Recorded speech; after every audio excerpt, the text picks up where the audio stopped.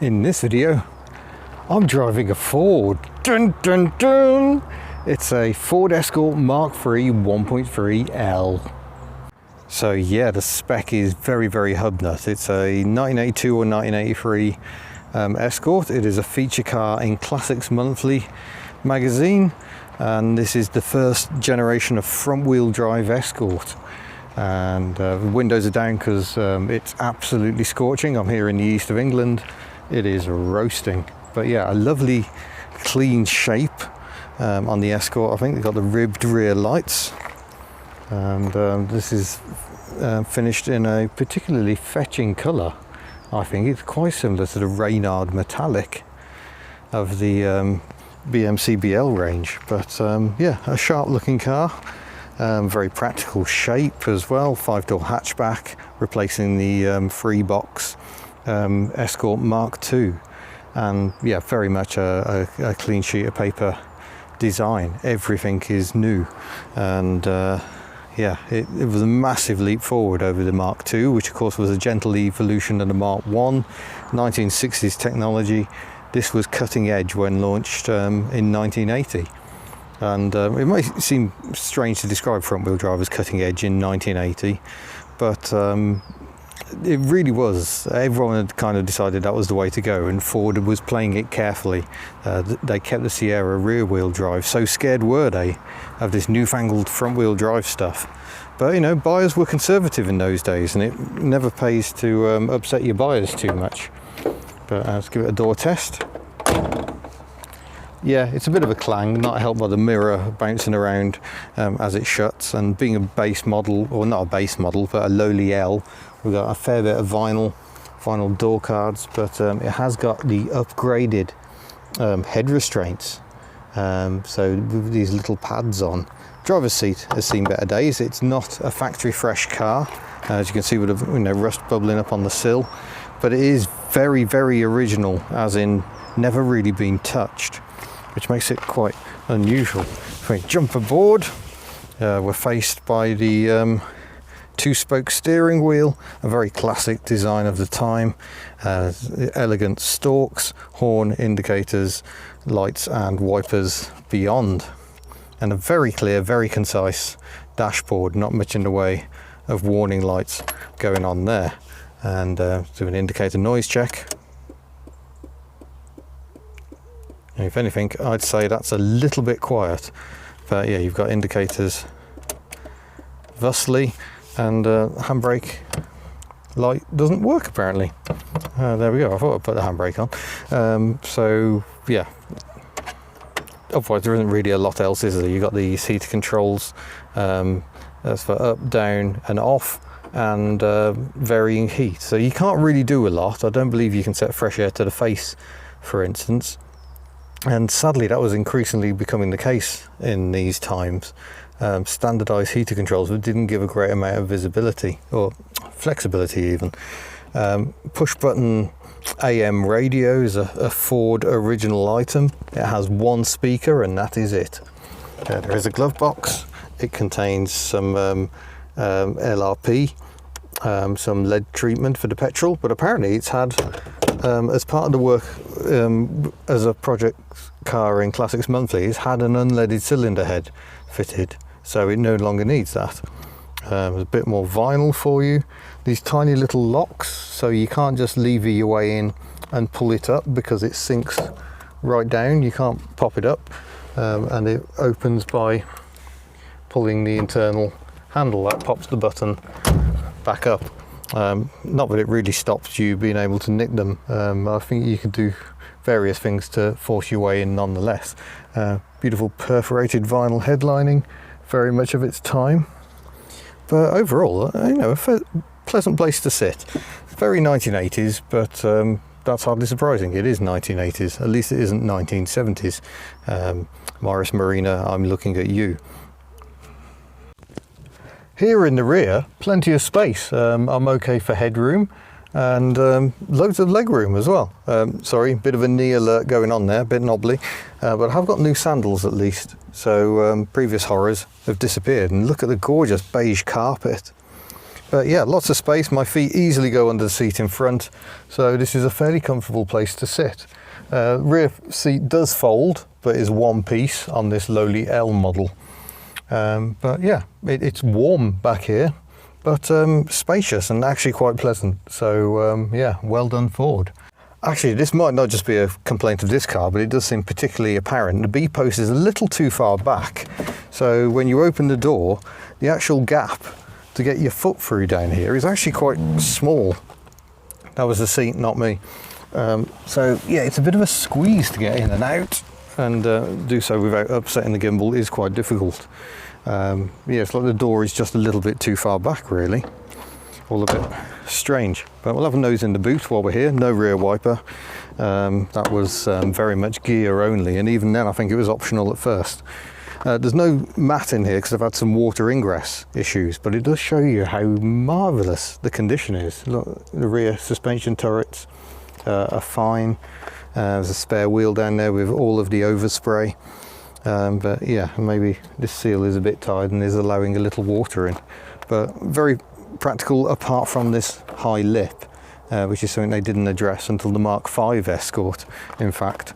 So it did take them a while to catch up on that one, because the difficulty is if you lower that, you're removing strength from the back end. So manufacturers are always reluctant to do it, but nonetheless, buyers do like a low lip. Austin Metro, low lip, I'm just saying, you know, just mentioning it. A reassuring thud as the tailgate closes. Let's have a nose under the bonnet.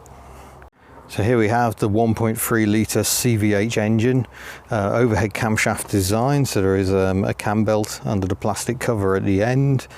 Not necessarily regarded as Ford's finest effort by some people, but we'll see what it's like when we actually get underway. We will not judge it before we have actually driven. And fairly scabby. This happens a lot, especially on Fords, it must be said, but generally a lot of cars of this era that don't do massive mileage, they get very scabby in this section. It's the same under the bonnet lip. I once drove a Ford Capri that was beautiful, barely touched, but the rusty slam panel was still an issue.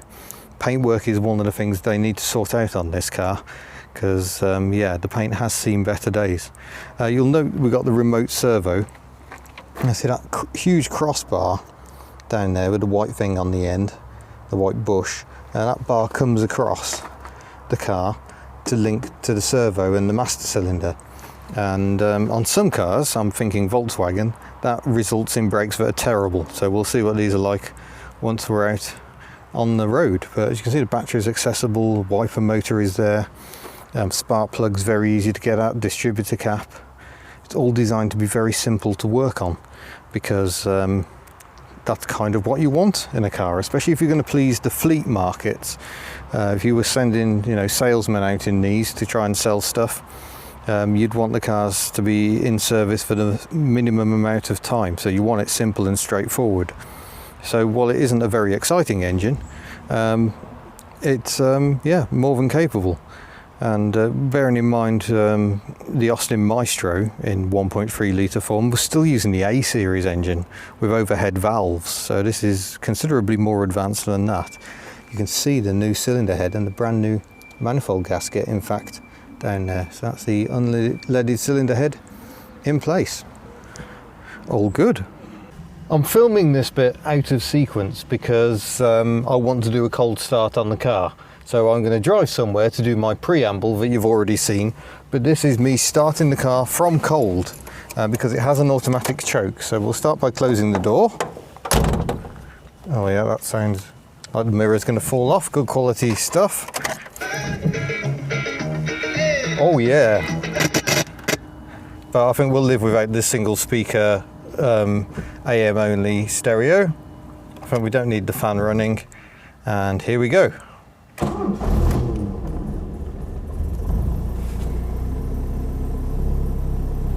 Well, that sounds pretty good to me.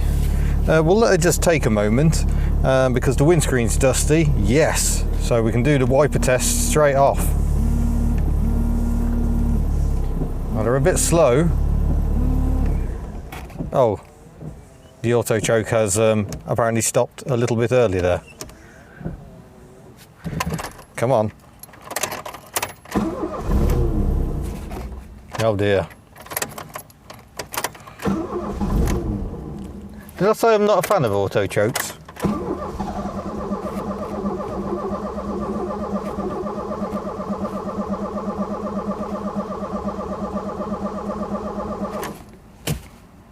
That's just amazing. There we go. Smacking the starter motor with a bicycle pump worked a treat. Thank you. So that's Aaron, who works on Classic Car Buyer and Classics Monthly here at Kelsey Media. We're hoping all is now well. It isn't just me, honest. But yeah, I mean, taking in the dashboard, it's all very plasticky, but that was very much the time. I mean, that's kind of similar to some BMC BL stuff, Austin Rover. The smell is a very distinctive smell. My aunt used to drive Escort vans for a living, and it just the smell of it takes me back. Listening to Test Match Special on the long wave radio, glory days. So we've got horn indicators on that side, we've got the wiper controls there, and also lights are also on a separate stalk there. We've got heated rear window there, fog light there, blanking plugs because we have no front fog lights, and we have no rear wiper, so that's why those are free. I'm going to risk moving the mirror. No passenger mirror, that would have been an extra option at the time. I'm just going to have the seat a little more upright. And this is very interesting. The only other one of these I've driven was an RS 1600i. This is a 1.3L. Interesting that the revs go down. Oh, it's just a fluke of timing, I think. I think this is the auto choke finishing up. So 4-speed gearbox, 1.3 litre CVH engine. Heavy steering, of course, because no power steering. And we shall have to engage reverse. So yeah, there's Myrtle the Matiz with the Impreza I took to the Netherlands last year. Try not to drive into a Ford Fiesta.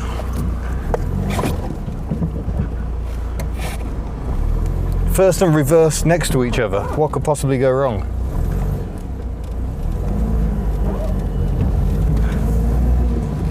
And here we go, driving away from Kelsey headquarters.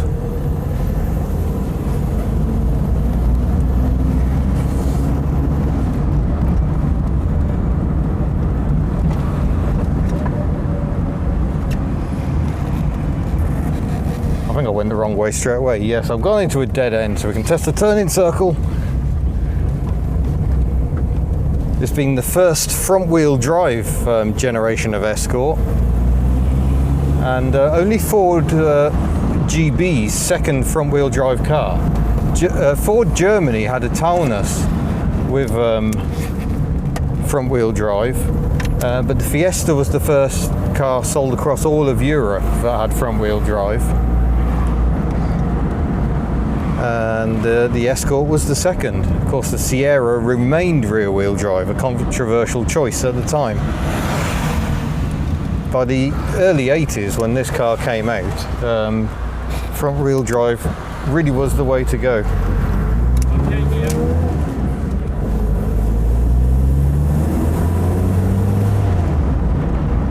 So this car has 83,000 miles on the clock, but it must be said, the engine sounds really nice actually. These CVH engines don't have the best reputation, regarded as a bit rough or coarse, but I'm not really hearing any of that. This one sounds very healthy indeed. This is a Classics Monthly project car, and oh yeah, finding first gear is somewhat of a challenge. Yeah, make sure I'm in it, not reverse. I think we'll go left and we'll go and drive into town first of all. A lot of these cars would have been driven around town, of course.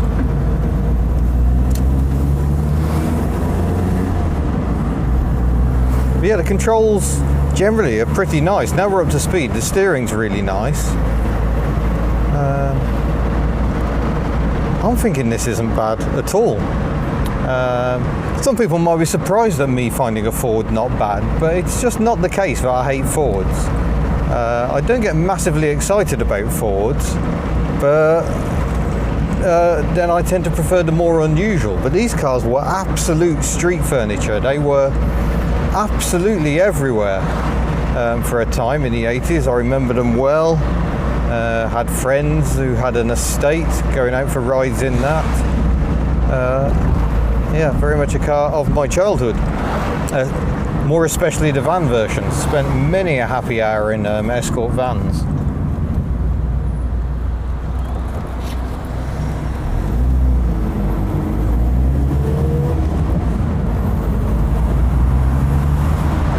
The clutch travel is quite long, perhaps a little over long, but it's smooth, and you know, there's no shunting, which is good because that can really set in on a transverse engine. You can get it rocking back and forth and becomes very unsmooth to drive. But no, this feels good. All the controls fall nicely to hand. Look, I can almost operate the heater controls without taking my hand off the wheel. Kind of takes me back to my first car as well, which was a Mk3 Fiesta. I had a lot of fun in that car. And again, the feel of the plastics, quite similar to that. Very similar era. I think this is a 1983, and my Fiesta was an 84. But yeah, the wipers are good. We got slightly interrupted on the wiper test by the car refusing to start. No triangle of doom. There's a good overlap going on there, just enough to stop the triangle of doom. Unlike on a Mark 1 Focus or Mark 1 Mondeo, massive triangle of doom. So at least in the 1980s, Ford could design decent wipers. And I think that's the thing, the Escort was never anything special, but it was very good at just being what people wanted. That's where Ford made their money. They made their cars easy to drive, and people didn't necessarily want excitement. You had the hot hatch versions for a bit of mild excitement. The RS version's even more exciting. But really, I think the best Escort experience comes from the cooking models, which is why I will get more excited seeing a car like this at a show than I will an XR3i or an RS. I'm just not interested. It isn't the performance cars I remember from my childhood. It is these basic versions. And I may have let out a slight squeal when I pulled into the car park and saw this example. I had no idea they had it because I'm a bit behind on my magazines. I'm not heading into town at all, I'm heading very much out of town, but nonetheless, Peterborough is a good town for driving a car. It's good roads and plenty of roundabouts. Visibility is good. The windows are all very large. I can see the front edge of the bonnet near enough. I haven't got a passenger mirror, which is a shame because the mirrors are good. They're a good size. I can easily see what's going on. I might slightly fault the interior mirror. I like to be able to see the whole of the rear window in the mirror, and I can't quite. But yeah, good mirrors, nice controls falling easily to hand, nice stalks on the Mk3. I didn't really like the stubby Mark IV stalks. So given the choice between a Mk3 or a Mark IV Escort, I think I'd probably go Mk3, to be honest. Oh, here we go. I see 50 miles an hour. That's an excuse to extend her a bit. Test the mid-range acceleration.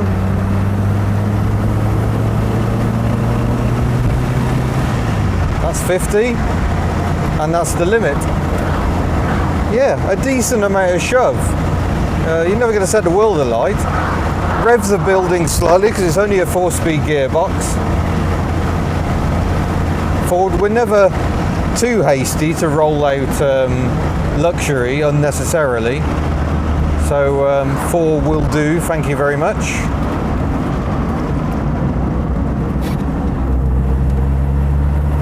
That gap is mine. And decent enough road holding as well. It encourages confidence. You don't feel it's going to do anything untoward. But yeah, the Escort Mk3 is a massive leap over the Mark II. In the wrong direction for fans of rear-wheel drive, but when it comes to driving a car actually on the roads, I think front-wheel drive is probably the preference. It's just that bit safer. It's more predictable. And certainly by the late 70s, rear-wheel drive was fast falling out of favour. Buyers wanted the extra security of front-wheel drive.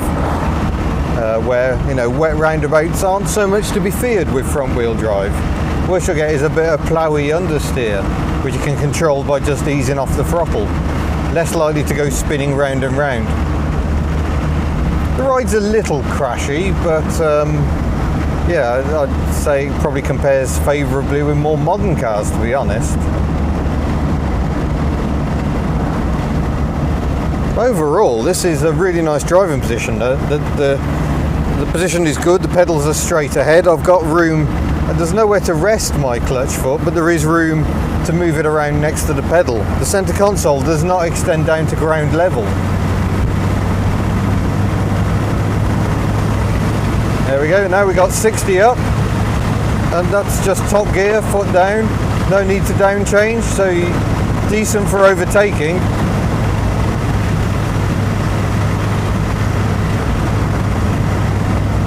And now with no one behind me, I'm going to test the brakes. Yeah, I'd say they're pretty good. It's a remote servo, as we saw. The servo is on the passenger side, but that's only like Volkswagen Golf and Polo, Skoda Favorit, one of the last cars maybe, with a crossbar between pedal and brake servo. And that was just to make the packaging easier when they switched from left-hand drive to right-hand drive. But this is just easy progress. This is not even slightly challenging. It's pulling cleanly. I was warned that reading the editorial that the carburettor does not always pull cleanly, but I'm not getting any coughing and banging. It's just pulling cleanly. And well, it feels, yeah. It feels like it wants to go.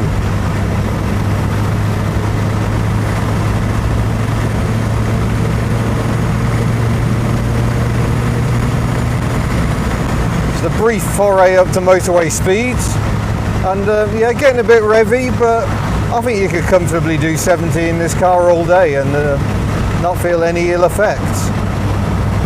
It's a bit noisy with the windows open, of course, but it is baking hot. Here in Peterborough, I am not winding the windows up.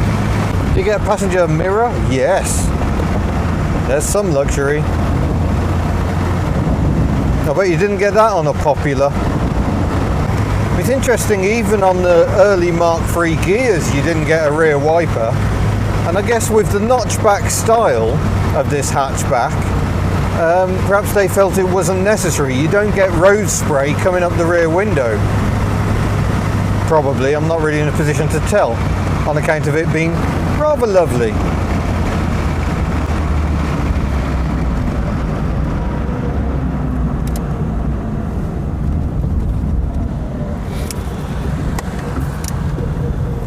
Yeah, it's not the most direct gearing, but the steering is nicely weighted. It doesn't load up in peculiar ways when you go around bends. PSA stuff, you know, Peugeot 309 springs to mind. I never really got on with the steering of that because it seemed to vary in weight so dramatically when you were cornering. This feels a bit more predictable. But yeah, I mean, that's sprightly. I will use the word sprightly. Dare I say, it feels more sprightly than my Skoda Favorit did, and that's a next generation car, really. So there you have it. That is the Mark III Escort, which I think is proof positive that I do not hate Fords. In fact, I think I prefer driving this one to the Mark VI convertible I drove. Perhaps it's because as a 1.3L, your expectations are a little bit lower. You're not expecting superb handling. It's not trying to be sporty. It's not trying to be luxurious. It's just trying to be dependable, everyday transport. And despite our little teething issues when it refused to start, it does that. These clocked up tens of thousands of miles for people, and were just exactly what they needed. The bread and butter that makes life stress-free, really, in your day-to-day life. You don't want a car that handles superbly around the Nürburgring, but you want one that handles safely, and it does that. It's predictable. It's not necessarily huge fun, but yeah, it doesn't do anything unexpected. And I think overall that is the best thing to say about the Escort is yeah, it's a major box ticking exercise. It was a huge leap for Ford, a big leap into the unknown for them, but based on their experiences with the Fiesta, upscaling that, and yeah, coming up with a very fresh design that proved very popular indeed across Germany, UK and abroad. So yeah, there you go, a Ford I drove and I liked it. So thank you very much for watching. I hope you've enjoyed this road test. Do check out my other real road tests. There's a fine variety of vehicles covered, the good, the bad and the ugly. I usually like the ugly ones. And yeah, I should say thank you for watching. Don't forget to check out the store at hubnut.org where you can buy merchandise such as this 2CV top, mugs, stickers, etc.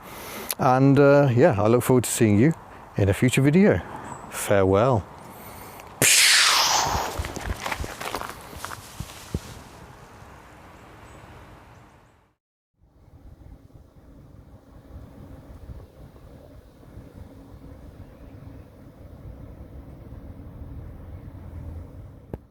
And I do prefer these Mark IV stalks to the short, tubby Mark 3 stalks. Oh, let's just do that again, shall we? Because that was just utter rubbish.